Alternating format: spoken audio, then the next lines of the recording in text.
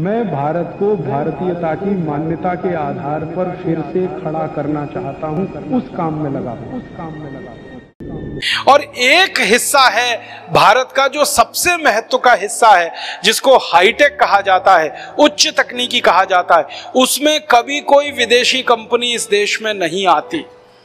मैं आपको नाम लेके बताऊं, सैटेलाइट बनाना हाई टेक्नोलॉजी का काम है, बहुत कठिन टेक्नोलॉजी होती है, बहुत क्लिष्ट टेक्नोलॉजी होती है, बहुत कॉम्प्लिकेटेड होती है। सैटेलाइट बनाना आसान काम नहीं है, लेकिन सैटेलाइट बनाने के लिए आज तक इस देश में कोई विदेशी कंपनी नहीं आई।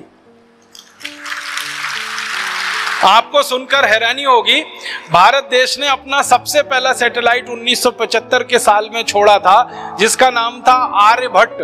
तो आर्यभट्ट 1975 में हमने अंतरिक्ष में छोड़ा और उसके बाद हमारे 20 सैटेलाइट अंतरिक्ष में गए हैं और अभी लेटेस्ट हम तो दूसरे देशों के सैटेलाइट भी अंतरिक्ष में छोड़ने लगे हैं। इतनी तकनीकी का विकास इस देश में हुआ है, यह संपूर्ण स्वदेशी पद्धति से हुआ है, स्वदेशी के सिद्धांत पर हुआ है और स्वदेशी आंदोलन की भावना के आधार पर हुआ है। इसमें वैज्ञानिकों ने काम किया है वो स्वदेशी, इसमें जो तकनीकी इस्तेमाल हुई है वो स्वदेशी, इसमें जो कच्चा माल इस्तेमाल हुआ है वो स्वदेशी, इसमें जो टेक्नीशियन लगे हैं, जो मैकेनिक लोग लगे हैं, वो सब स्वदेशी।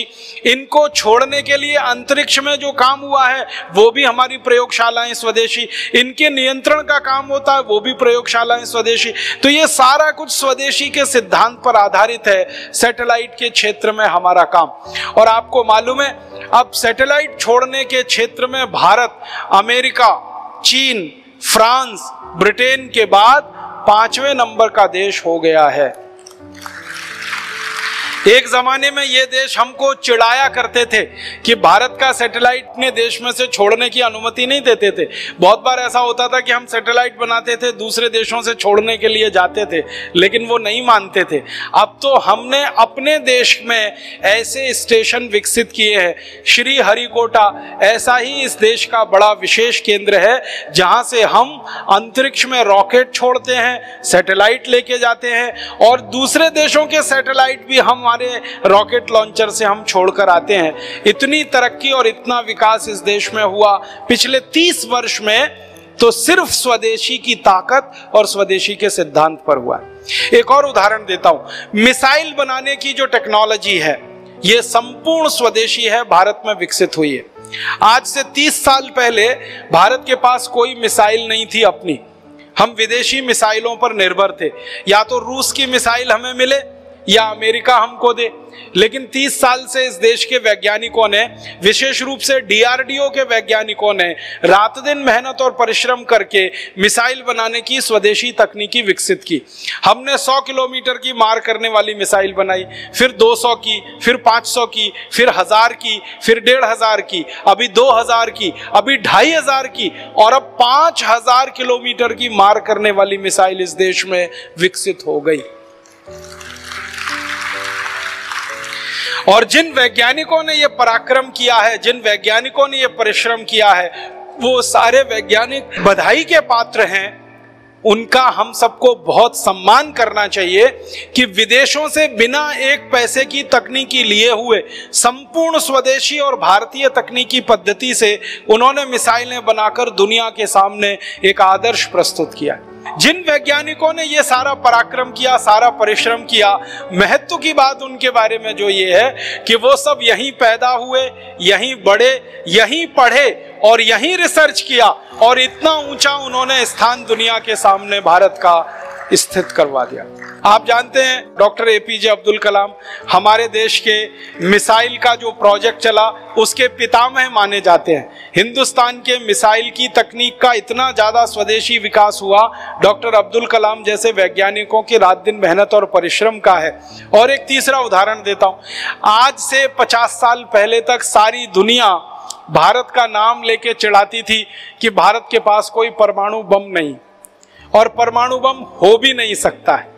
भारत के एक वैज्ञानिक को यह बात तीर की तरह से चुभती थी। उनका नाम था डॉक्टर भाभा, होमी जहांगीर भाभा।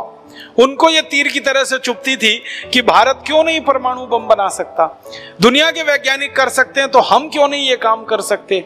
और उन्होंने सपना देखा और उनके सपने में दूसरे वैज्ञानिक एक एक करके शामिल हुए, और वो वैज्ञानिकों के परिश्रम पराक्रम का कमाल देखो, उनके अभिक्रम का कमाल देखो कि भारत ने सारी दुनिया के सामने सिद्ध कर दिया कि हम परमाणु बम भी बना सकते हैं और जरूरत पड़ने पर उसका परीक्षण भी कर सकते हैं। और परीक्षण हमने कर दिया। आप जानते हैं सबसे पहला परीक्षण 1974 में किया श्रीमती गांधी के समय में, और उसके बाद 3 परीक्षण उसके बाद हमने किए, और हमने ये परमाणु परीक्षण करके सिद्ध कर दिया कि अमेरिका या फिर फ्रांस या तो फिर ब्रिटेन या तो फिर रूस या तो फिर चीन जैसे देशों के पास जो परमाणु हथियार हो सकते हैं, वो भारत के देश के पास भी परमाणु हथियार हो सकते हैं। और परमाणु हथियार हैं हमारे पास, ये वैज्ञानिकों ने बनाकर दुनिया के सामने सिद्ध किया। इतना ही नहीं, उन परमाणु हथियारों को हम मिसाइलों पर लगाकर अंतरिक्ष में लेके जा सकते हैं और जरूरत पड़ने पर उनका अंतरिक्ष में उपयोग कर सकते हैं। ये सिद्धि भी हमारे वैज्ञानिकों ने अभी हासिल कर ली है, और यह भी संपूर्ण स्वदेशी की ताकत पर हुआ है, संपूर्ण स्वदेशी के आग्रह पर हुआ है। और अब तो आपको एक खुशी की बात बताता हूं। अभी तक भारत के बारे में थोड़े दिनों से यह बात चल रही थी कि भारत के पास परमाणु बम है, बहुत अच्छा है, भारत अपने परमाणु बम का उपयोग अंतरिक्ष में कर सकता है, इसकी क्षमता का अंदाजा भी दुनिया के देशों को लगा। लेकिन कुछ 10 साल से भारत के बारे में दुनिया के देश ये कहा करते थे कि पानी के अंदर परमाणु बम का इस्तेमाल कर सके, भारत की अभी ये क्षमता नहीं विकसित हुई है। लेकिन अभी इसी साल भारत के वैज्ञानिकों ने एक परमाणु पनडुब्बी बना के सारी दुनिया को दिखा दिया कि पानी के अंदर अरिहंत नाम की पनडुब्बी जो इस देश ने बनाई है संपूर्ण स्वदेशी है, 100% स्वदेशी है, और वो पानी के अंदर जाकर परमाणु हथियार का हमला कर सकती है, किसी भी दुश्मन को नेस्तनाबूद कर सकती है। दुनिया में ये क्षमता सिर्फ 3 देशों के पास है, या तो अमेरिका के पास है, या तो चाइना के पास है, और या तो फ्रांस के पास है।